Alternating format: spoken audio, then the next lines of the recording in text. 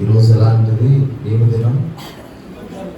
పాతాళమును, సాతానును, సమస్త విధమైనటువంటి శాపమును, తర్వాత సమాధిని గెలిచి తిరిగి లేచిన పునరుత్థాన దినం.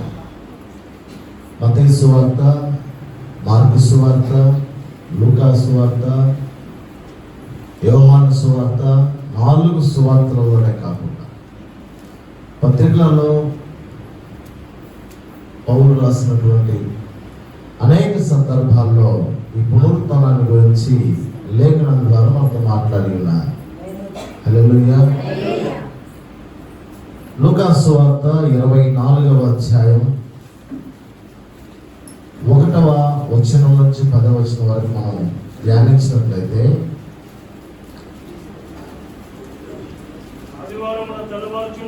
ఆదివారమున తెల్లవారుచు ఉండగా ఆ స్త్రీలు సుగంధ ద్రవ్యములను తీసుకొని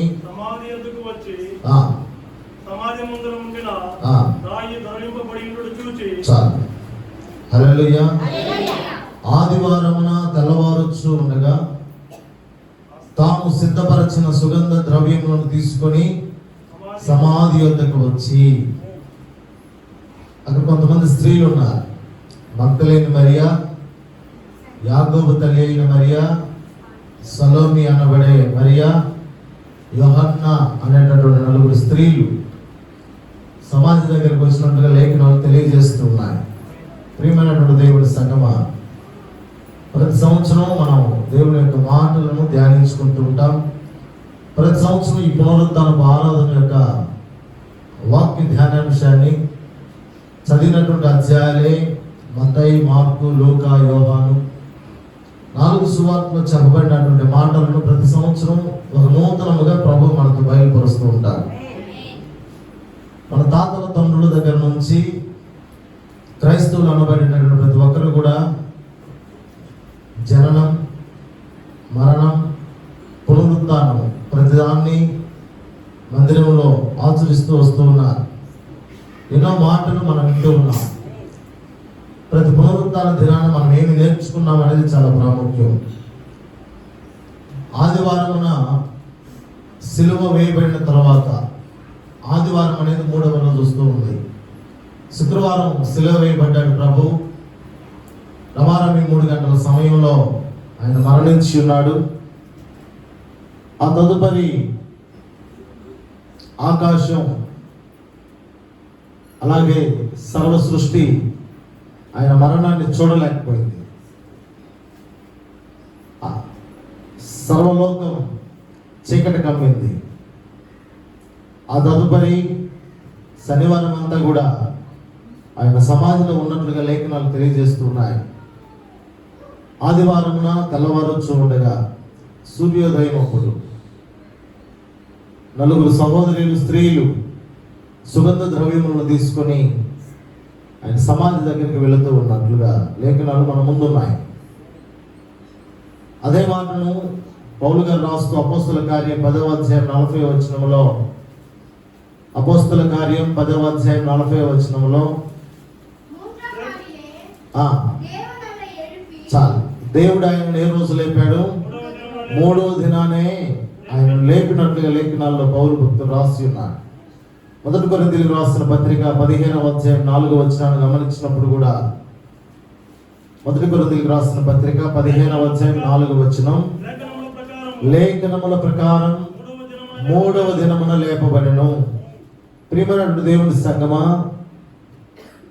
నెంబర్ 1, ప్రవచనాన్ని బట్టి, లేఖనములను బట్టి, ఏదైతే ప్రభు జన్మించడానికి ముందు 700 సంవత్సరాల క్రితం యెషయా భక్తుడు ఏదైతే రాశాడో, అనేక మంది ప్రవక్తలు ఏదైతే ప్రవచించారో, ఆ లేఖనములన్నీ కూడా నెరవేరబడినట్లుగా ఆయన 3వ దినం లేచాడు.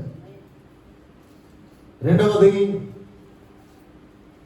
మనం నిన్న చదివాం, నేను దానిని మరలా తీసుకున్నట్లు నా ప్రాణమును పెట్టుచున్నాను, ఇందువలన నా తండ్రి నన్ను ప్రేమిస్తూ ఉన్నాను. యోహాను సువార్త 10వ అధ్యాయం 17-18 వచనం మనం ఆ మాట చూడొచ్చు. ఎవడను నా ప్రాణము తీసుకొనడు, నా అంతట నేనే దానిని పెట్టుచూ ఉన్నాను. అంటే దేవుడి మీద ఒక బలమైనటువంటి నమ్మకం ప్రభు వారికి ఉంది. ఆయన చెప్పినటువంటి అనేక సందర్భాల్లో నేను 3వ దినాన లేస్తాను, హల్లెలూయా హల్లెలూయా, నేను 3వ దినాన లేస్తానని అనేక సార్లు ఆయన శిష్యులతో ప్రభువారు చెప్పినట్లుగా లేఖనాలు ఉన్నాయి. ఆయన యొక్క మాటను, ఆయన యొక్క నమ్మకాన్ని దేవుడు వృధా చేయకుండా దేవుడే ఆయన 3వ దినమున లేపినట్లుగా అపోస్తల కార్యంలో మనకు తెలియజేస్తూ ఉంది. దేవుడే మరణంలో నుంచి ఆయన లేపగలిగినటువంటి వాడు అయి ఉన్నప్పుడు ఈ పునరుత్థాన దినమందు ఇక్కడ కూర్చున్నటువంటి చనిపోయిన స్థితిలో ఉన్నటువంటి మన పరిస్థితులు అన్నింటిలో కూడా దేవుడు మనల్ని లేపగలడు. నీ జీవితం సారం లేకుండా చనిపోయిన స్థితిలో ఉందేమో, ప్రభువును లేపినటువంటి దేవుడు నిన్ను కూడా లేపుతాడు ఈరోజు. ఆమేన్. నేను ఆయన ఆ విధంగా లేపాలి అంటే ఆనాడు ఆయనకున్న విశ్వాసం నేడు మనకి కూడా ఉండాలి. 4 సహోదరులు స్త్రీలు అక్కడికి వెళ్ళారు. అంటే లూకా సువార్త 24వ అధ్యాయం 3వ వచనం చెబుతుంది, ప్రభు అయినటువంటి యేసు దేహము వారికి కనబడలేదు. ప్రభు అయిన యేసు వారికి కనబడలేదు. ప్రియమైనటువంటి దేవుని సంగమా, ఉదయాన్నే వారు 4 అక్కడికి వెళ్ళి చూడగా ప్రభు వారి యొక్క దేహం అక్కడ కనపడలేదు. దానికి ముందు జరిగిన సంఘటన మెరుపు వలె, ఎలాగంట, మెరుపు వలె భూకంపము కలిగి మెరుపు వలె దేవుని యొక్క దూత అక్కడికి వచ్చి నిలబడినట్లుగా లేఖనాలు మనకు తెలియజేస్తున్నాయి. మత్తయి సువార్త 28వ అధ్యాయం 4వ వచనంలో 2వ వచనంలో కూడా, ఇదిగో ప్రభువు దూత పరలోకం నుండి దిగి వచ్చి రాయి పొర్లించి దాని మీద కూర్చుండెను. అప్పుడు మహాభూకంపము కలిగెను. ఆ దూత స్వరూపము మెరుపు వలె ఉండెను. అతని వస్త్రము హిమమంతా తెల్లగా ఉండెను. అతనికి భయపడుట వలన కావలి వారు వణికి చచ్చిన వారి వలె ఉండిరి. దూత ఆ స్త్రీలను చూచి, మీరు భయపడుకుడి. ఇక్కడ 2 రకాల మనుషులను మనం చూస్తున్నాం. రోమా ప్రభుత్వం నియమించినటువంటి సైనికులను మనం చూస్తున్నాం. దేవుడంటే ఎరిగినటువంటి వారిని మనం చూస్తున్నాం. యేసు ప్రభు దేవుడని విశ్వాసం ఉంచినటువంటి వారు, ఈయన నిజమైనటువంటి రక్షకుడని విశ్వాసం ఉంచినటువంటి వారి కావలి వారిని మనం చూస్తున్నాం. ఈయనే దేవుడు, ఈయనే రక్షకుడు, ఈయనే అభిషక్తుడు, ఈయనే బోధకుడు, ఈయన దేవుని కుమారుడు తప్ప మరి ఒకరు కాదు అని నమ్మినటువంటి స్త్రీలను మనం అక్కడ చూస్తా ఉన్నాం. పరలోకం నుంచి దూత దిగి రావటంతో దేవుడంటే ఎరగని వారు, ఆయన నజరేయుడైనటువంటి యేసుని నమ్మనటువంటి వారు, లోక రక్షకుడిని నమ్మనటువంటి వారు, ఆయన మీద విశ్వాసం లేని వారు ఏమైపోయారంట? చచ్చిన వారి వలె. కానీ ఆయన ఎరిగినటువంటి వారికి దేవునితో సలహా ఇస్తుంది, మీరు భయపడకుడి. ఆమేన్. ఇక్కడ తెలుసుకోవాల్సిన పాఠం ఏంటయ్యా అంటే, ఈరోజు ఆయన నన్ను కాపాడే దేవుడు, ఆయన నన్ను పోషించే దేవుడు, ఆయన నాకు ఆరోగ్యం ఇచ్చే దేవుడు, నాకున్న సమస్తము ఆయన తప్ప మరి ఎవరు కాదు అని మనం నమ్మకం ఉంచున్నామా? ఈ పునరుత్థాన దినాన ప్రభువు చెబుతున్నాడు, ఆనాడు ఆ సహోదరులకు ఏదైతే చెప్పాడో, ఆనాడు ఆ స్త్రీలకు ఏదైతే చెప్పాడో, నేను ఇక్కడ కూర్చున్న సంఘానికి తెలియజేస్తున్నాడు, మీకును అదే చెబుతున్నాడు, మీరును భయపడకుడి. ఆమేన్. భయపడవలసింది ఎవరయ్యా అంటే, ఆయన నామం ఎరగనటువంటి వారు భయపడాలి. ఆయన ఎవరు అని తెలియని వారు భయపడాలి. ఆయనను స్తుతించిన వారు భయపడాలి.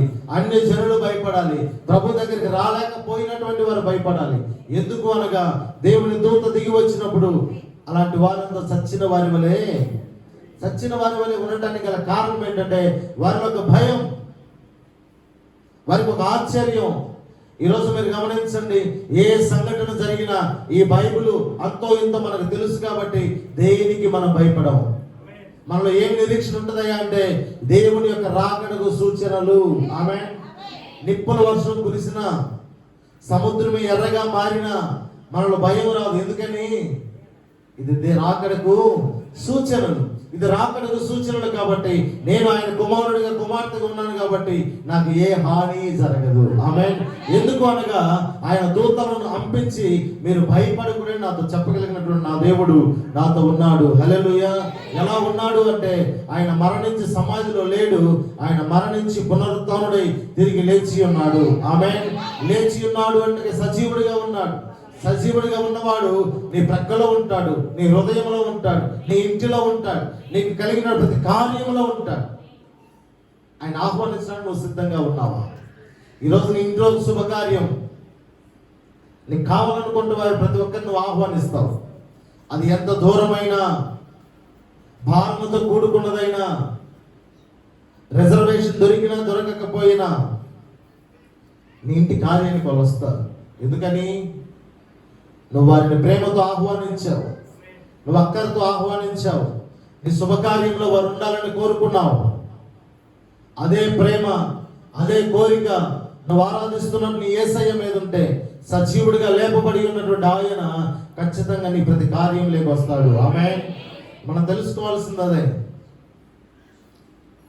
మనం రమ్మనేవాడు కాదు ఆయన, మన దగ్గరికి వచ్చేవాడు. అయ్యో, ఎదుగులాడుకుంటూ మనం వెళ్ళవలసినటువంటి అవసరం లేదు ఆయన దగ్గరికి. ఎదుగులాడుకుంటూ ఆయనే మన దగ్గరికి వస్తాడు. ఈరోజు అనేక మంది దేవుళ్ళు అనేవారు, దేవతలు అనేవారు ఉన్నారు. కానీ ప్రతి ఒక్కరి దగ్గరికి మనుషులు వెళ్ళాలి. కానీ మనం ఆరాధిస్తున్నటువంటి నిజమైనటువంటి మాట్లాడే దేవుడు, మనసున్న దేవుడు, నువ్వు బాధపడితే బాధపడే దేవుడు, నువ్వు కన్నీరు గారిస్తే ఆయన కూడా కన్నీరు కాల్చే దేవుడై ఉన్న యేసు ప్రభువారు మాత్రమే నువ్వు ఎక్కడుండి ప్రార్థన చేసి పిలిచినా ఆ స్థలంలోకి వచ్చి నేను అమాంతంగా ఎత్తుకొని నేను రక్షించేవాడు నువ్వు ఆరాధిస్తున్నటువంటి నజరేయుడైన యేసు మాత్రమే. హల్లెలూయా. భూలోకంలో దేవుళ్ళు అనేవారు, దేవతలు అనేవారు లక్షల మంది ఉండొచ్చు. కానీ నిన్ను ఎత్తుకులాడుకుంటూ వచ్చే దేవుడు మాత్రం నజరేయుడైనటువంటి యేసు మాత్రమే. హల్లెలూయా. ఆ స్త్రీలను చూసి దూత చెబుతూ ఉంది, మీరు భయపడకుడి, సిలువ వేయబడినటువంటి యేసును మీరు వెతకొచ్చు ఉన్నారని నాకు తెలియను. ఏమంటుంది అక్కడ దేవుడు దూత? ఏమంటుంది అక్కడ? సిలువ వేయబడినటువంటి 5వ వచనం, సిలువ వేయబడిన యేసును మీరు వెతకొచ్చు ఉన్నారని వాళ్ళు ఏమన్నా చెప్పారా? మేము యేసును వెతుకుతున్నామని చెప్పలా. కానీ వారి హృదయం, వారి ఆశ, వారి అభిలాష, వారి కోరిక, వారి తాపత్రయం, వారు పడుతున్నటువంటి ఆ యొక్క స్పీడ్, అంటే ఆ యొక్క ఉద్రేకం అన్నిటిని గమనించారు. దూతలు అంటూ ఉన్నాయి, మీరు సిలువ వేయబడిన క్రీస్తును వెతుకుచూ ఉన్నారు. హల్లెలూయా. ఈరోజు నువ్వు ఎవరిని వెతుకుచూ ఉన్నావు? నువ్వు ఎవరిని వెతుకుచూ ఉన్నావు అనేది దేవుడి దూతలు గమనిస్తూ ఉంటాయి. ఆరాధనకు వచ్చి కూర్చున్న నీవు, ఆరాధనలో పాల్గొని ప్రార్థిస్తున్నాడు నీవు ఆయన వెతుకుతూ ఉన్నావా? ఒకవేళ సేవకుని దృష్టికి, సంఘము దృష్టికి ఇక్కడ కూర్చొని మనం ఆయన వెతుకుతూ ఉన్నట్టు కనపడతామేమో, కానీ దేవుని యొక్క దూతల దృష్టికి మనం ఏమి చేస్తున్నామని తెలుస్తుంది. సంఘములో నువ్వు సచ్చిన వారి వలె ఉన్నావా? దానికి అర్థం దేవుని మీద నీకేమీ లేదు, ఏమీ లేదు, నమ్మకం లేదు, ఆయన మీద ఆశ లేదు. కాబట్టి ఆయన సంఘంలోకి వచ్చిన వెంటనే మిగతా దూతలందరూ చూడంగా నువ్వేమైపోతున్నావు? సచ్చిన వారి వల్ల పడిపోతావు. అదే నీకు ఆయన అంటే నమ్మకం, ఆయన బిడ్డలంటే విశ్వాసం, ఆయన చెప్పిన కార్యం చేస్తున్న ఒక నమ్మకం ఉంటే నువ్వు భయపడవు. దేవుని దూతలు నువ్వు సంఘానికి వచ్చి నువ్వు ఆయన వెతుకుతూ ఉన్నావా లేదనేది దేవుని దూతలు చూస్తూ ఉంటాయి. ప్రేమైనటువంటి వాళ్ళరా, దూత చెబుతూ ఉంది, ఆయన ఇక్కడ లేడు, ఆయన తాను చెప్పినట్లే ఆయన లేచి ఉన్నాడు. హల్లెలూయా. చప్పట్లు కొట్టి ఒకసారి మనం ప్రభువుని స్తుతిద్దాం. ఏమంటా 28వ అధ్యాయం 6వ వచనం అంటాడు మత్తయి, ఆయన ఇక్కడ లేడు, తాను చెప్పినట్లే ఆయన లేచి ఉన్నాడు. హల్లెలూయా, హల్లెలూయా. మానవ చరిత్రలోనే మహా ఉదయం ఈ ఉదయం మానవ చరిత్రలోనే గొప్ప ఉదయం, ఆశ్చర్యకరమైన ఉదయం, మహత్కార్యం జరిగినటువంటి ఉదయం. ఈ ఉదయానికి ఒక ప్రత్యేకమైన దినముగా ఉంది. ఏంటయ్యా ఈ ఉదయం యొక్క ప్రత్యేకమైన దినం అంటే, ప్రతి ఒక్కరి జీవితాల్లో ఆనందాన్ని నింపినటువంటి దినం, క్రైస్తత్వానికి ఒక సాక్షిగా నిలబడినటువంటి దినం. ఈ రోజు యేసుని వెతుకుతున్నటువంటి స్త్రీలతో భయపడవద్దని చెప్పినటువంటి ఆ దూతలే ఈ లోకంలో ఉన్న ప్రతి బిడ్డకు, ప్రతి విశ్వాసికి, ప్రతి కుటుంబానికి, ఇదిగో నజరేయుడైనటువంటి యేసయ్య లేచి ఉన్నాడు, మీరు దేనికి భయపడవద్దు అని చెప్పినటువంటి, హెచ్చరించినటువంటి ఒక ఉదయకాల దినం. ఈ దినం మానవ జాతిలో, మానవ దృష్టిలో, మానవ జీవితంలో ఒక నూతనమైనటువంటి మలుపు. క్రైస్తవులము అని చెప్పుకోవడానికి మనకున్నటువంటి ఏకైక ధైర్యం ఏంటయ్యా అంటే, నా ప్రభువు లేచి ఉన్నాడు. ఆమేన్. నా ప్రభు ఒకే స్థలంలో కూర్చొని, ఆ స్థలంలో కూర్చొని, ఆ స్థలంలోనే మల బ్రతికి, ఆ సమాధి మీద కూర్చొని, ఆ రాయి మీదనో, కొండ మీదనో, తిప్ప మీదనో కూర్చొని అందరు నా గాడికి రాండి అని పిలిచేవాడు కాదు. ఆయన లేచి ఉన్నాడు, సజీవుడై ఉన్నాడు. నువ్వెక్కడ ఉంటే అక్కడ ఉంటాడు ఆయన. నీకు సమస్య వచ్చిందా, అయ్యా నువ్వు ఎక్కడున్నావు అని నువ్వు రెండు చేతులు చాపి చాలు, నేను ఆయన కవుగిట్లో ఎత్తుకొని నేను ఓదార్చడానికి, నేను ఆదరించడానికి, నీకు క్షేమాన్ని కలుగు చేయడానికి ఆయన నీ ప్రక్కలోనే ఉన్నాడు. హల్లెలూయా.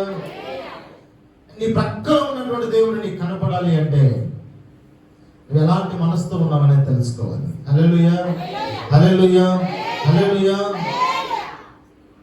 చాలా ఆశ్చర్యమైన, తాను చెప్పినట్లే ఆయనంట లేచి ఉన్నాడు. మత్తయి సువార్త 16వ అధ్యాయం 21వ వచనం సెకండ్ లైన్ అంటాడు, అనేక హింసలు పొంది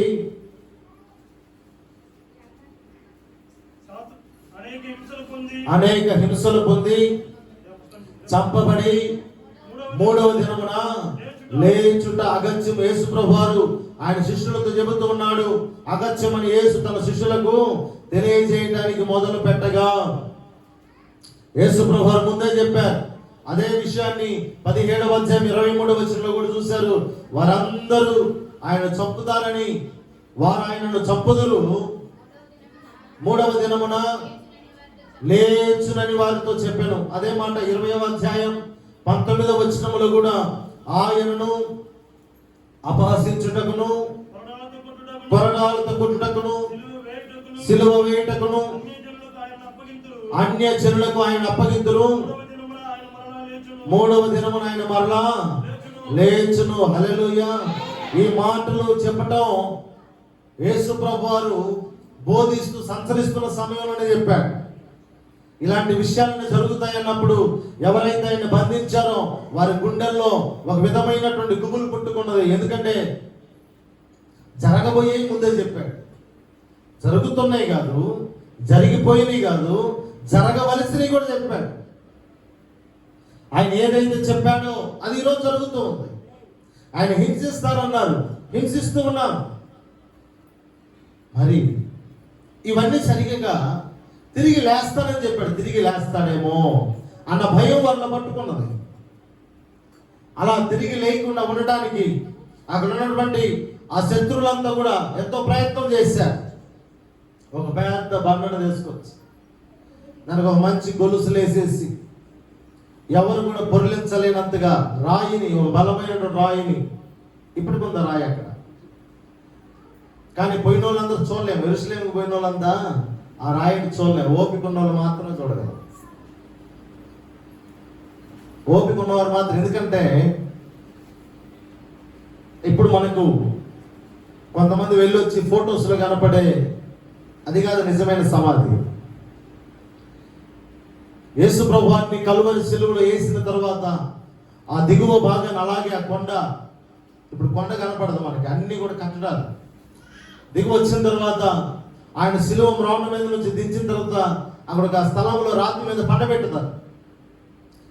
ఆ పండబెట్టిన రాతి మీద నేటికి, ఎప్పటికి, నేటికి, ఈ రోజుకి ఒక సుగంధ ద్రవ్యం ఆ రాతి నుండి వస్తూనే ఉంది. హల్లెలూయా.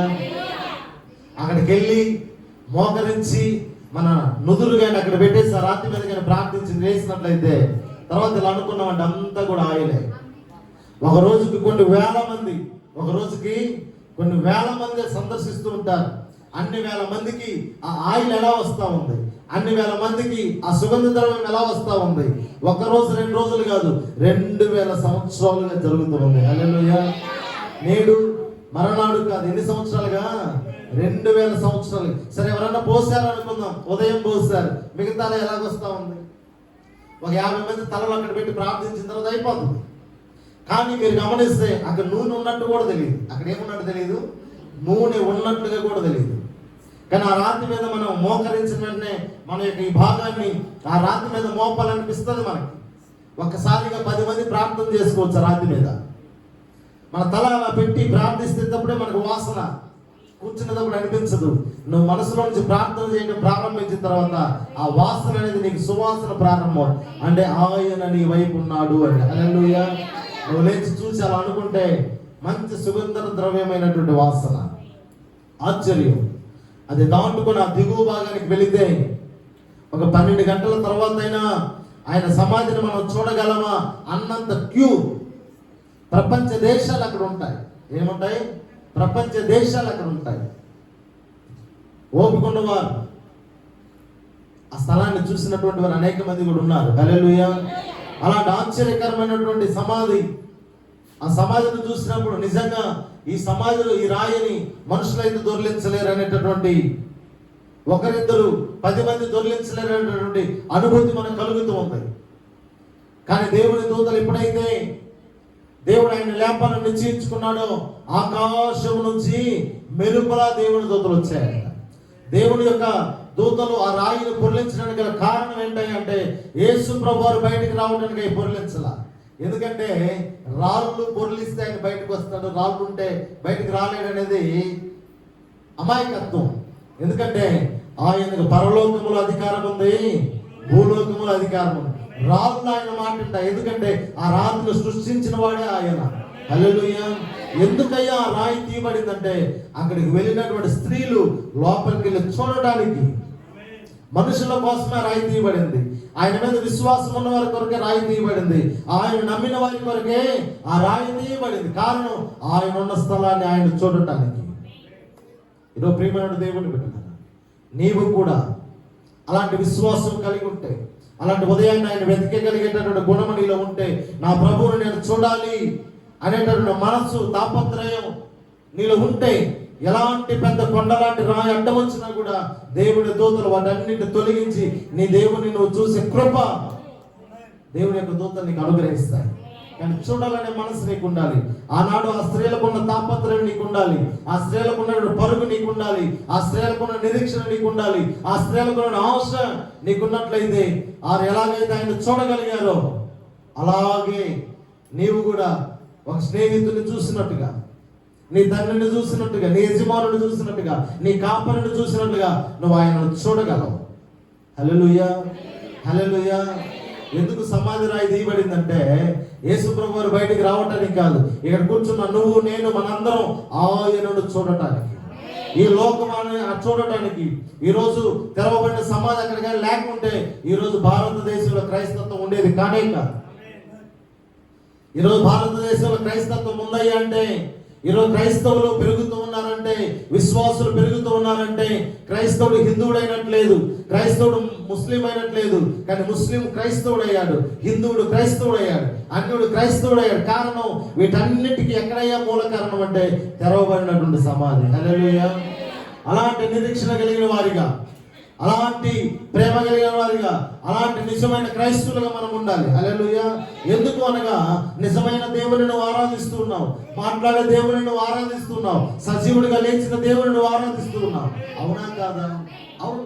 అలాంటి సజీవుడైన దేవుడు నీతో ఉండగా, అలాంటి సజీవుడైన దేవుడు నీతో నడుస్తానని నమ్మకం నీకు ఉండాలి. ఆయన లేచిన తర్వాత వీళ్ళు చూశారు, అక్కడ లేడు. పేతురుకి వెళ్ళి చెప్పారు. పేతురు ఆతృతతో వచ్చి అక్కడ చూశాడు, దొంగి చూస్తే అక్కడ లేడు. అక్కడ ఉన్నటువంటి వారందరూ మళ్ళా నడుచుకుంటూ వెళుతూ ఉంటే, ఇద్దరు మాత్రం నడుచుకుంటూ వెళుతూ ఉంటే, ఆ ఇద్దరితో యేసు ప్రభువారు కూడా ఏం చేస్తున్నాడంట, నడుచుకుంటూ వెళ్తున్నాడంట. కానీ వాళ్ళిద్దరు ఆయన గమనించలేకపోయారు.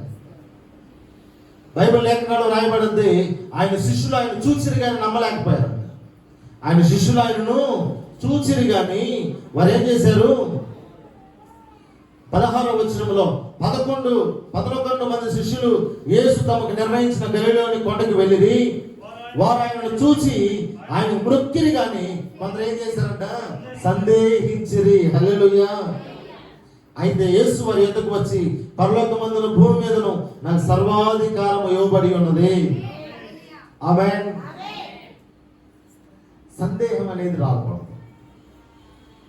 ఎవరైనా మనల్ని అడిగినప్పుడు నీ కష్టాలను చూసి, నీ బాధలను చూసి, ఎవరైనా నువ్వు చర్చికి వెళ్తావు కదా, నువ్వు యేసు ప్రభు వారిని ప్రార్థిస్తావు కదా, నీకేంటి కష్టాలు అను, ఏమనక్క ఏం చేస్తావు అనే సందేహం నీకు ఉండకూడదు. ఎవరైనా నేను అడిగినప్పుడు ఎస్ నేను ఆయన కుమారుని, ఆయన కుమార్తెనే, కానీ ప్రతిదానికి ఒక సమయం కలదు. హల్లెలూయా.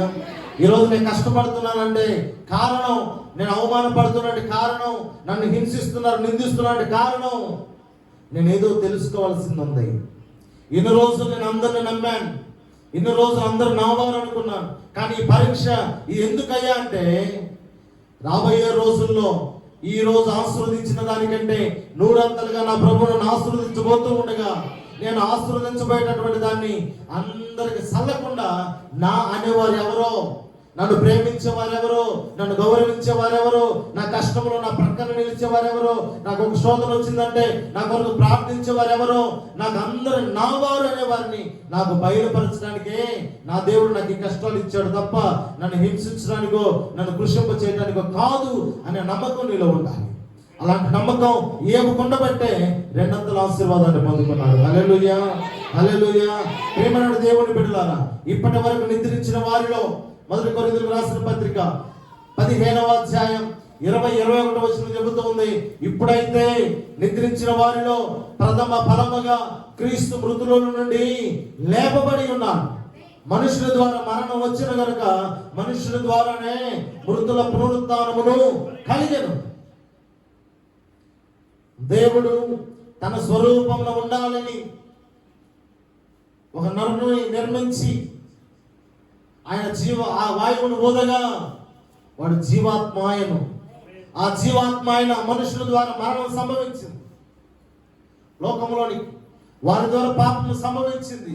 ఆ పాపాన్ని విరవాలి అంటే, ఈ లోకాన్ని రక్షించాలి అంటే మరలా ఈ భూలోకంలో ఎవరు చచ్చిపోతే కాదు, మళ్ళా అక్కడి నుంచి వచ్చిన వాడు మరణిస్తేనే ఆ పవర్కి ఈ పవర్ సరిపోద్ది. హల్లెలూయా,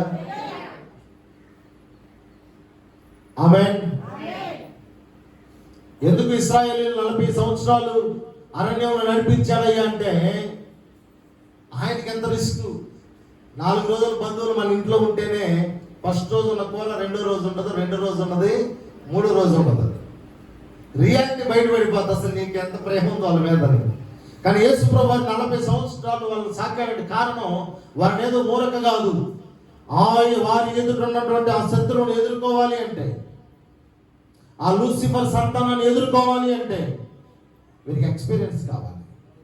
ఆ ఎక్స్పీరియన్స్ ని 40 సంవత్సరాల దేవుడు వారికి నేర్పించాడు. హల్లెలూయా. అవ్వ లీలగా అక్కడ అడుగు పెట్టగలిగాను. ఆమేన్. ఈ రోజు నువ్వు కష్టాల కడలో నువ్వు వెళుతూ ఉన్నావంటే, నువ్వు కొన్ని బాధలను ప్రయాణం చేస్తున్నావంటే దానికి కారణం రాబోయే శత్రువు ఎంతదైనా సరే, తర్వాత రాబోయే ఎంత ఆపదైనా సరే, నిన్ను ఒక్కసారి ఆశీర్వదించిన తర్వాత, నిన్ను ఒక్కసారి పోషించిన తర్వాత, నిన్ను ఒక్కసారి ప్రభు ఒక ఉన్నతమైన స్థితిలో నిలబెట్టిన తర్వాత మరలా పడిపోకుండా ఉండటానికే ఇప్పుడున్న ఆశీర్వాదం నుండి దేవుడు నీకు కష్టాలు ఇచ్చాడు. అంతే.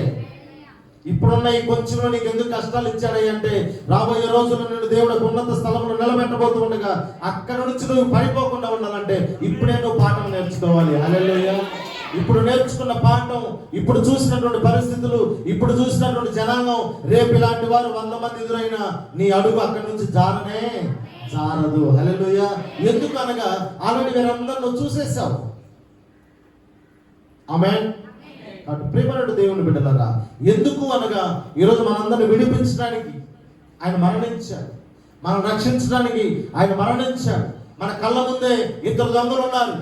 ఈ దొంగ ఎంత దూరంలో ఉన్నాడో ఈ దొంగ కూడా అదే దూరం. విశ్వసించిన వాడు పరదేశకు వెళ్ళాడు, విశ్వసించిన వాడేమో పాతాళానికి వెళ్ళిపోయాడు. హల్లెలూయా. దాని అర్థం ఏ రోజు కూడా ఆయన నమ్మిన వారిని విడిచిపెట్టే దేవుడు కానే కాదు.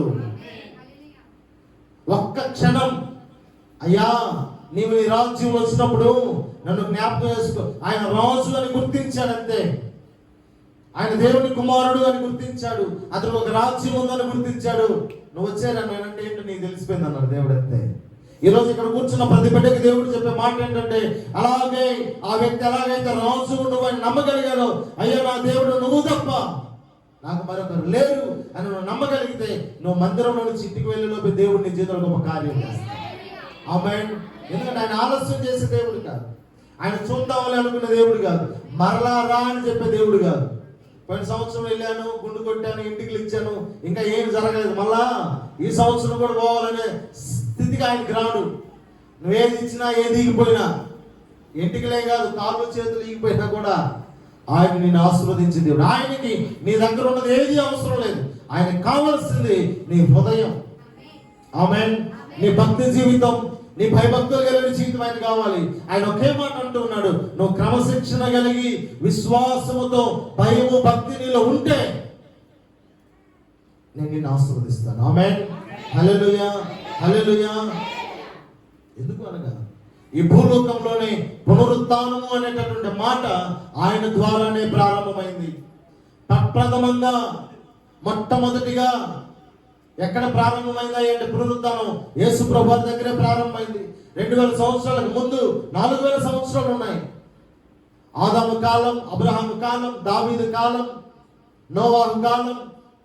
ఈ కాలంలో ఏ కాలంలో కూడా మరణించిన వారు తిరిగి లేచిన చరిత్రలో లేదు.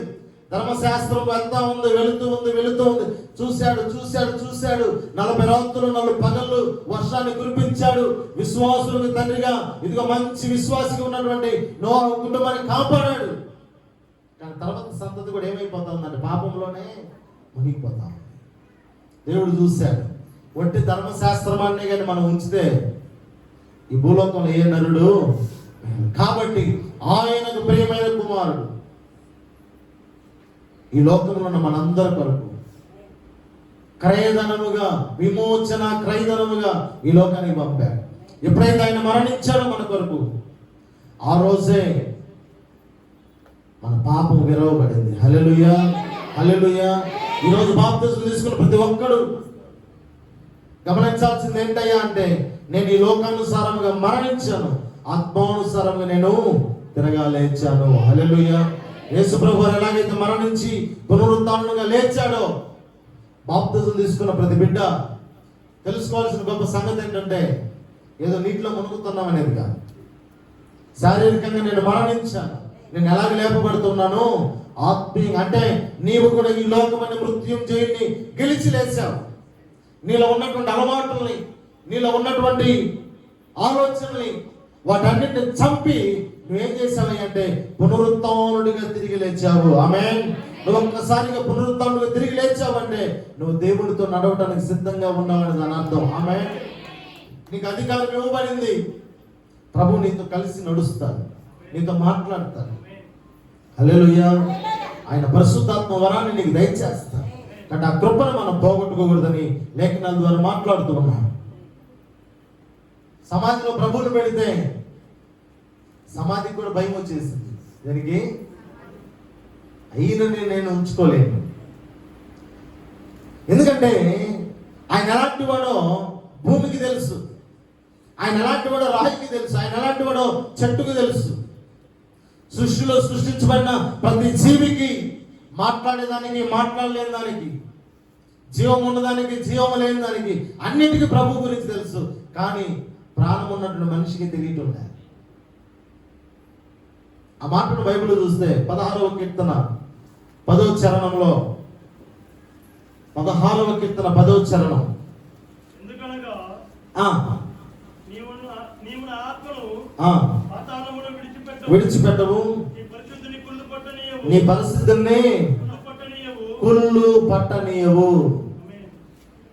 3 రోజులు లోపల ఉంటే ఏమైపోవాలి? మనిషి చచ్చిపోతే మన పేరు పెట్టి కూడా గెలవం. బాడీ ఎప్పుడు వస్తుందా?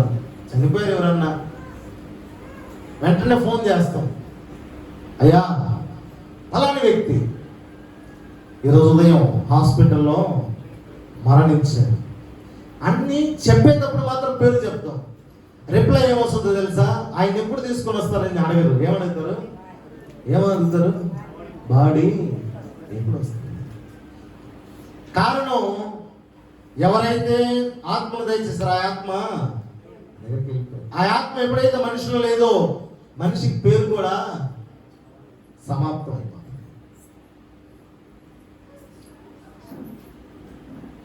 8 గంటలు 12 గంటలు పెట్టుకోగలం.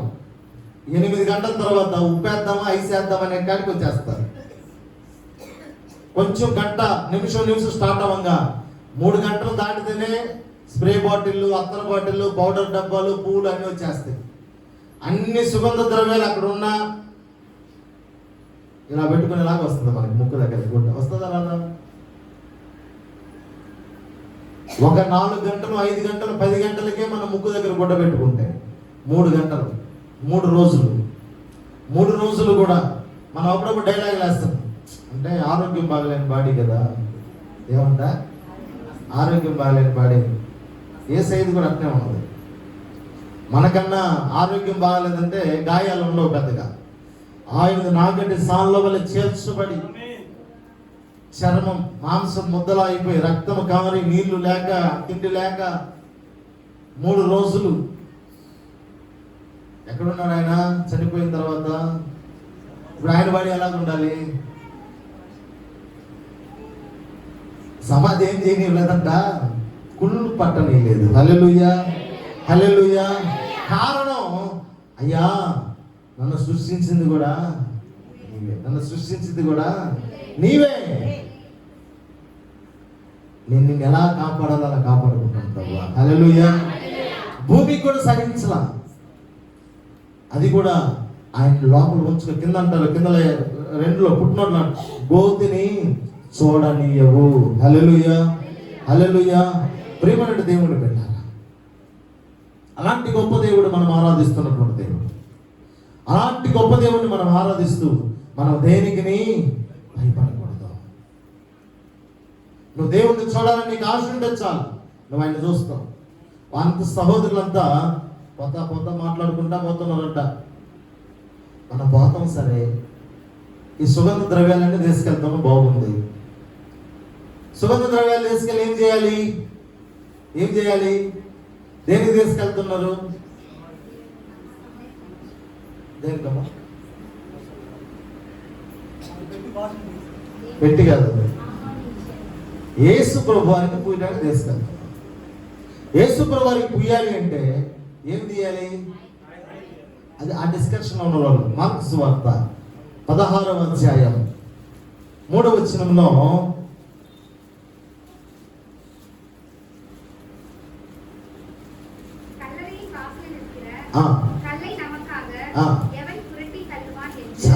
సూర్యోదయమైనప్పుడు సమాధి ఎదుకు వచ్చుచుండగా సమాధి ద్వారం నుండి మన కొరకు ఆ రాయి ఎవడు పొర్లించునని ఒకరితో ఒకరు చెప్పుకొనుచుండిరి. ఎన్ని ఉన్నాయి? బాగుంది, సుగంధ ద్రవ్యం ఉంది, పూయటానికి మనం సిద్ధంగా ఉన్నాం, అన్ని బాగున్నాయి. కానీ మనం అందరం స్త్రీలం. అక్కడ చైన్లు వేసారంట, రాళ్ళు దోశారంట, కావలి వారు ఉంటారు. ఇప్పుడు ఆ రాయిని ఎవరు తీయాలి? హల్లెలూయా హల్లెలూయా హల్లెలూయా. అక్కడ ఏం జరిగిందంటే, నాకు చెప్పాను కదా, యేసు ప్రభువు బయటికి రావడానికి రాయి తీయబల్ల, వీరు చూడటానికి రాయి తీయబడింది. హల్లెలూయా. నీకు చూడాలనే మనసు ఉంటే చాలు. ఆయన అంటాడు, మన కోసం సమాధి రాయిని ఎవరు దొర్లిస్తారు? నీలో ఉండొచ్చేమో ఆలోచన, ప్రభువా నాకున్నటువంటి సమస్యని ఎవరు తీసివేస్తారు? నాకున్నటువంటి బండలాంటి కష్టాన్ని ఎవరు దొరికిస్తారయ్యా? నువ్వేమి దిగులు పడాల్సిన పని, ఆయన చూడాలని ఆశ మాత్రం నీకు ఉంటే చాలు. హల్లెలూయా. ఆకాశం నుంచి దేవదూతలు పంపిస్తారు. ఆమేన్ ఆమేన్ ఆమేన్. అవి కంటికి కూడా కనపడవు, కానీ నీ జీవితంలో కార్యం చేస్తాయి. అవి కంటికి కూడా కనపడవు, నీ జీవితంలో కార్యం చేస్తాయి. హల్లెలూయా. ఆయన కార్యాలు అప్పుడప్పుడు చెబుతూ ఉంటాను. ఆయన నిన్ను ఆశీర్వదించడం మొదలుపెట్టిన తర్వాత 100 చేతులు అడ్డం పెట్టినా కూడా ఆశీర్వాదాలు ఎవరు కూడా ఆపలేరు. ఉదయించే సూర్యుని మనం ఎలాగైతే ఆపలేమో, నీకు నీ కుటుంబానికి దేవుడిచ్చే ఆశీర్వాదాలు కూడా ఎవరు ఆపలేరు. కానీ ఆయన ఆశీర్వదించాలి అంటే ఈ స్త్రీలకు ఉన్నటువంటి ఆశ నీకు ఉండాలి. ప్రభు నేను నిన్ను చూడాలయ్యా. ఆయన చూడాలంటే స్త్రీలకి ఆయనకి మధ్యలో అడ్డమున్నది ఏదైనా ఉంది అంటే అది రాయే. వారు అనుకుంటూ ఉన్నారు, ఈ రాయిని ఎవరు దొర్లిస్తారు? హల్లెలూయా. దిగులు పడవలసిన పని లేదు. మీరు ఆయన చూడాలని ఆశ కలిగి ఉంటే చాలు, మీరు వెళ్ళేసరికి రాయి తీయబడి ఉంటుంది. ఆమేన్. ఈరోజు మీ జీవితంలో కూడా, అయ్యా ఇదిగో నేను నీ సన్నిధికి వస్తూ ఉన్నాను, నాకు ఈ రాయి అడ్డంగా ఉంది, ఈ అప్పు అడ్డంగా ఉంది, ఈ అనారోగ్యం అడ్డంగా ఉంది, ఈ కష్టం అడ్డంగా ఉంది, ఈ శత్రువు అడ్డంగా ఉన్నాడు, ఈ సమస్య అడ్డంగా ఉంది, వీటన్నిటిని ఎవరు తీసివేస్తారు? నేను ఎప్పుడు ధారాళంగా నీ మందిరానికి వచ్చి నేను చూడగలనయ్యా ఆయన ప్రార్థిస్తే చాలు, ఆలోచిస్తే చాలు, నువ్వు రావటానికి అన్ని మార్గాలు ఆయన తెరుస్తాడు. హల్లెలూయా. కారణం ఆయన సజీవుడై ఉన్నాడు కాబట్టి. ఆయన సజీవుడిగా లేకపోతే చెప్పలేము. ఆయన ఏమై ఉన్నాడు? సజీవుడిగా ఉన్నాడు. నువ్వు ఎక్కడున్నా సరే, నువ్వు అగాధములో ఉన్నా, అడవిలో ఉన్నా, ఎడారిలో ఉన్నా, అరణ్యంలో ఉన్నా, నువ్వు ఎక్కడున్నా ఆయన నిన్ను ఆస్వాదించడానికి ఆయన చేతులు మాత్రం పురచా కాలేదు. అందుకంటాడు, నమ్ముట నీ వలనైతే నమ్మువానికి సమస్తము కూడా సాధ్యం. నువ్వేమని నమ్మాలి? నా ప్రభువు మరణించే నా కొరకు, ఆయన తిరగా లేచింది కూడా నా కొరకే. ఎందుకంటే ఈ రోజున్న స్థితి అలాగే ఉంటుందని నువ్వు అనుకోకు. ఈ రోజు నువ్వు మరణించినట్లున్నావేమో, రేపు నువ్వు లేస్తావు, నువ్వు పునరుత్థానురాలు అవుతావు, నువ్వు సజీవురాలు అవుతావు. నేను ఎత్తుకులాడుకుంటూ అనేక మంది నీ దగ్గరకు వస్తాను. కారణం దానికి నిదర్శనం నేనే. అంటే అలాంటి గొప్ప దేవుణ్ణి మనం ఆరాధిస్తున్నాం. అందుకే కొరింథీయులకు రాసిన పత్రికలో మాట్లాడతాడు ప్రభు 15వ అధ్యాయం 55వ వచనంలో,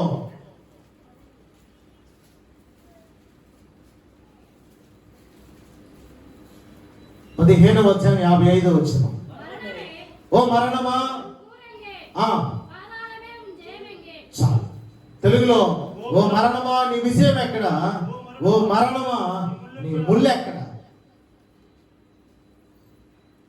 ఈరోజు నీకున్న స్థితి, నీకున్న కష్టం, నీకున్న బాధ, ఈరోజు బాగా సంతోషంగా ఉండొచ్చు, బాగా పట్టుకునేసినాలే, బాగా దొరికిపోయినావు, నేను వదిలిపెట్టి నేను నేరుగా పాతాళానికి తీసుకెళ్ళిపోతా. కొంతమంది అంటారు, చచ్చిపోయినా బాగుండేది, ఈ బాధలు బాగాలేకపోతా ఉన్నావు. అండ్ నువ్వు దేవుని దగ్గరికి వస్తే నువ్వే అడుగుతావు, నేను చచ్చిపోవాలన్నా, నేనేం చేయాలన్నా, చచ్చిపోవాలన్నా సావు రావడం లేదంట. దేనికని నీకు దేవుడు అంటే ఒక నమ్మకం ఉంది. హల్లెలూయా, హల్లెలూయా.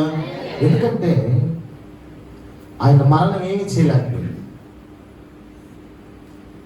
ఆయన మరణం ఏదన్నా చేసి ఉంటే మనం ఎవరు ఆయన్ని కాపాడలేము. కాపాడగలమా? ఎందుకంటే మనం ఆయన్ని కాపాడలేము, ఆయన మనల్ని కాపాడే దేవుడు ఉన్నాడు. ఆయన అంటూ ఉన్నాడు, మరణమా నీ విజయం ఎక్కడ? నువ్వు ఎక్కడ సక్సెస్ అయ్యావు?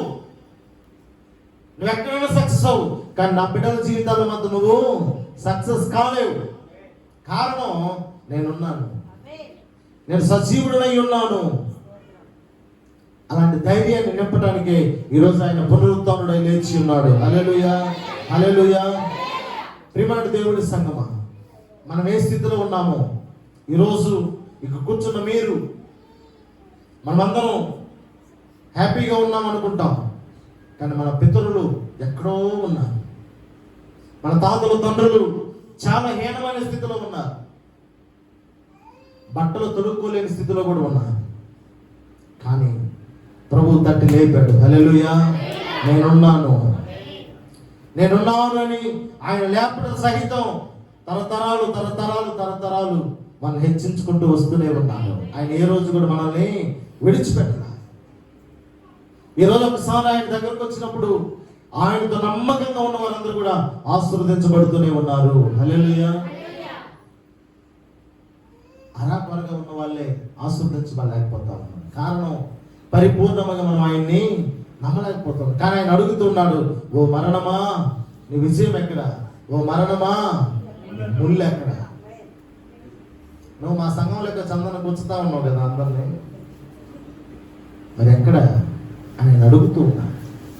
ఎందుకంటే ముళ్ళు లాంటి కష్టం నిన్నేమి చేయలేదు, మరణం లాంటి సమస్య నిన్నేమి చేయలేదు. ఎందుకంటే నిన్ను దేవుడు వాటికి అప్పచెప్పలా, నిన్ను దేవుడు వాటికి అప్పచెప్పలా. ఎందుకనగా నువ్వు ఆయన కుమారుడివి, కుమార్తె అయి ఉన్నావు. హల్లెలూయా. ఆయన బిడ్డలు ఎన్నడూ కూడా చేయి విడిచే దేవుడు ఆయన కాదు. నీ కొరకే మరణించినటువంటి దేవుడు, నీ కొరకే సజీవుడిగా లేచినటువంటి దేవుడు ఆయన. నీ కొరకు లేచినటువంటి దేవుడు. నువ్వు కష్టపడుతుంటే చోటు, నువ్వు బాధపడుతుంటే చోటు, నువ్వు కృంగిపోతే చోటు, నువ్వు దిగులు పడితే చోటు, నువ్వు వేదన పడుతుంటే చోటు, నువ్వు అనారోగ్యంతో బాధపడుతుంటే చోటు, నువ్వు ఏ స్థితిలో ఉన్నా నలుగురు స్త్రీలు కదా ఆయన చూడాలని ఆశతో వచ్చినట్లుగా నువ్వు ఆయన దగ్గరికి రా. నీకు దేవుని దూతలను పెట్టి సహాయం చేయిస్తాడు. ఆమేన్, ఆమేన్, హల్లెలూయా. నీకు సహాయం చేసేటప్పుడు నీకు ఉన్నటువంటి శక్తులందరూ కూడా ఏమైపోతారంట? సచ్చిన వారి వల్ల పడిపోతారు. ఏమైపోతారంట? నువ్వు ఎవరినైతే చూసి తలదించుకున్నావో వారు నీ దగ్గర తలదించుకునేలాగా దేవుడు చేస్తాడు. నువ్వు ఎవరినైతే శత్రువులు అనుకుంటున్నావో వారిని మిత్రులుగా కూడా దేవుడు నీకు చేస్తాడు. హల్లెలూయా. కారణం ఆయన సజీవుడు అయి ఉన్నాడు, ఆయన మాట్లాడే దేవుడు అయి ఉన్నాడు. ఎవరై ఉన్నారు? ఆయన మాట్లాడు. నీ ఇంట్లో నువ్వు మోకరించి అయ్యా నువ్వు నాతో మాట్లాడు అని ఒక 2 కన్నీటి చుక్కలు కానీ నువ్వు కార్చగలిగితే, ఆ 2 కన్నీటి చుక్కలు ఎక్కడ ఉంటాయంట? నా కవిలలో కవిల అనగా పుస్తకం, ఆయన జీవ గ్రంథంలో రాసుకుంటాడంట. ఎందుకంటే నువ్వు 100 మంది దగ్గర ఏడ్చేటప్పుడు మాత్రం అక్క వద్దక్క ఏడవక్క, నాకు బాధ అనిపిస్తుంది, బాధ అనిపిస్తుంది అక్క అన్న ఏడవద్దన్నా, నువ్వు ఏడిస్తే బాధ అనిపిస్తుంది అన్న వస్తుందే. మళ్ళీ అటు పోయినాకల్లా పడాలి. ఎంత నీలికి నువ్వు కదా అబ్బాయి అసలు నిలబడలేదయ్యా, అబ్బో ఈడు అసలు నిలబడలేదయ్యా, పడాలి. మనం అనేది పడాలి. మనం కూడా ఉంటాం. ఏమంట? మనం కూడా కావాలి. ఇది అటైతే బాగుంటుంది. మనలో కూడా ఉంటారు అటు గొప్పోళ్ళు. ఉంటారా ఉండాలి, పడాలి, ఇంకా పడాలి. మళ్ళా నీకు లేక మళ్ళా పోయి ఆడచ్చు వాళ్ళకన్నే. వాళ్ళకి కొంచెం ప్రేమ చూపిస్తారు.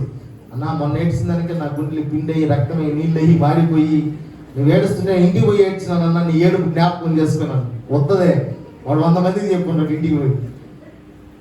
నువ్వు మళ్ళా రెండోసారి అప్ప నేనంటే అంత ప్రేమని దాన్ని కూడా ఏడుస్తుంది. ఏడా దాన్ని కూడా ఏడుస్తుంది. దాన్ని కూడా ఏడ్చేసరికి వీడికి 200 మందికి చెప్తాను అబ్బా నువ్వు ఏడవద్దన్నా. నేను మళ్ళీ 2వ రోజు చదువు అసలు ఇంటికి పోతే అన్నం ప్లేట్ దగ్గర నా చెయ్యి పోలేదన్నా, చెయ్యి పెట్టను నీ ఏడుపు గుర్తుకు రాను, అక్క చెయ్యి పెట్టను నీ ఏడుపు గుర్తుకు రాను. నువ్వు మళ్ళా రేపు పొద్దున ఆశీర్వదించబడి ఏమంట? ఆశీర్వదించబడి వాళ్ళని చూసి అక్క బాగున్నావు, అక్క వందనాలు, అక్క నా బాగున్నా వందనాలు అన్న అని కొంచెం అటు వెళ్ళిపోయారు అనుకో. మొన్నంతా ఏడ్చి నేను కనపడింది ఎప్పుడెప్పుడు కనపడుతున్నా, ఎప్పుడెప్పుడు మాట్లాడుతున్నా, నా ఇంటి చుట్టూ తిరిగి ఈరోజు కొద్దిగా వచ్చిందో లేదో పట్టణం అర్థం లేవమ్మా, నీడ్స్ పెరిగిపోద్ది.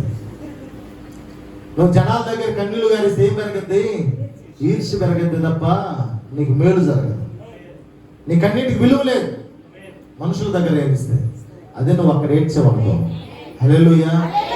2 చుక్కలుగా అయినా సరే, నీ 2 చుక్కలు ఈ స్థలంలో ఈ భూమి మీద పడ్డాయనుకో, ఈ స్థలం రేపు సాక్ష్యం ఇస్తుంది. అయ్యా ఏడ్చారు, ఇదిగో ఆ నీటిని నేను భద్రంగా పెట్టుకుని ఉన్నాను ఆ స్థలంలో. ఆమేన్. రేపు 2 చుక్కలు గారిస్తే ఆయన రాసుకుంటాడంట, నా బిడ్డ పలానా రోజు. మనం రాస్తాం కదా పుట్టిన తేదీ, చనిపోయిన తేదీ, డైరీలు రాస్తుంటాం. అలాగే ఆయన రాస్తాడంట, నా కుమార్తె లేదు నా కుమారుడు ఫలానా సమయంలో ఫలానా రోజున ఇన్ని గంటలకి నేను సహాయం చేయడం కొంచెం ఆలస్యం చేసేసరికి కన్నీరు గార్చింది. ఇంకెప్పుడు నా బిడ్డకి నేను ఆలస్యం చేయకూడదు. హల్లెలూయా. ఆమేన్, ఆమేన్. ఈరోజు నీ కడుపును పుట్టిన బిడ్డ చిన్న విషయం ఏడిస్తే ఇంకా నా బిడ్డను ఏ రోజు కన్నీరు పెట్టకుండా చూసుకోవాలమ్మా అని వాటితో చెప్పకపోయిన మనసులో నువ్వు అనుకుంటూ ఉంటావు. నీ బిడ్డ కన్నీరు పెడితే నువ్వు తట్టుకోలేవు, నీ హృదయం బాధలోకి వెళ్ళిపోతుంది. నీకే అలాగుంటే ఆయన ఇష్టపడి ఆయన రక్తాన్ని చిందించి ఆయన అవమానాలు పొంది నీ కొరకు తన స్వరక్తం ఇచ్చి నిన్ను కాపాడుకున్నట్టు ఆయనకి ఇంకెంత బాధ ఉంటుంది. నువ్వు బాధపడుతుంది, హల్లెలూయా, బాధ ఉంటుంది. కానీ నేను ఆశీర్వదించడం కొంచెం ఆలస్యం చేస్తున్నాను, ఏదో కారణం ఉంటుంది. ఆమేన్, ఏదో కారణం ఉంటుంది, విషయం ఉంది. ఆలస్యం చేశాం, ఆ విషయం కొన్ని రోజులు పోతే పని చేయదు, కొన్ని రోజులు పోతే దేవుడు నీకు వచ్చిన కష్టాలు ఉంటాయి. అవి వెంటనే తీర్చినా కూడా గవర్నమెంట్ మాత్రలాగా అయిపోతుంది. ఏమైపోద్ది? గవర్నమెంట్ ట్యాబ్లెట్ లాగా అయిపోతుంది. నువ్వు అంగడికి వెళ్ళి 2 రూపాయలు పెట్టి పారాసిటమాల్ కొనుక్కున్నావు అనుకో, భద్రం పెట్టుకుంటావు. పర్సులో కూడా పెట్టేవాళ్ళు ఉన్నారు, చూశాను నేను. ఎక్కడ? పర్సులో కూడా పెట్టేవాళ్ళు ఉన్నారు. కొంతమంది ముసలి వాళ్ళే సిత్తులు వేసుకుని ఉంటారు. అదే గవర్నమెంట్ మాత్రలు అనుకో, వాకిట్లో ఉంటాయి, కుర్చీలో ఉంటాయి, కబోర్డ్లో ఉంటాయి. కారణం అవి ఓరకు వచ్చినాయి కాబట్టి. కానీ దేవుడు ఇచ్చే కూడా విలువ కలిగి, హల్లెలూయా, ఆ విలువ కలిగి నువ్వు భద్రం చేసుకోగలిగితే నీకు మరొకసారి నువ్వు కన్నీరు పెట్టే అవసరం రాదు. ఒకవేళ ఆయన ఇచ్చినటువంటి ఆశీర్వాదాన్ని నువ్వు అలా కాపాడుకోలేకపోయావేమో, ఆయన ఇచ్చినటువంటి ఆశీర్వాదాన్ని నువ్వు అలా భద్రపరచుకోలేకపోయావేమో, కానీ నువ్వు దిగులు పడవద్దు. ఎందుకంటే ఆయన ఈరోజు సజీవుడిగా మళ్ళీ మిమ్మల్ని అందరిని ఆశీర్వదించడానికి ఆయన సిద్ధంగా ఉన్నాడు. హల్లెలూయా, హల్లెలూయా, హల్లెలూయా. ఆయన లేచి ఉన్నాడు. ఆమేన్. ఆయన సజీవుడై ఉన్నాడు. ఆయన దేవుడు లేపి ఉన్నాడు. ఆమేన్. ఆయన సజీవుడైనటువంటి దేవుడు మన హృదయాల్లో నివసించును గాక, మన కుటుంబాలు మనతో కూడా జీవించును గాక. ఆమేన్. దేవుడు మిమ్మల్ని మీ కుటుంబాన్ని ఆశీర్వదించి దీవించును గాక. ప్రత్యేకమైన పాట పాడుతూ ఉండగా అన్నగారు వచ్చున్నారు, ఆయన వచ్చి ప్రత్యేకమైన పాట పాడుతూ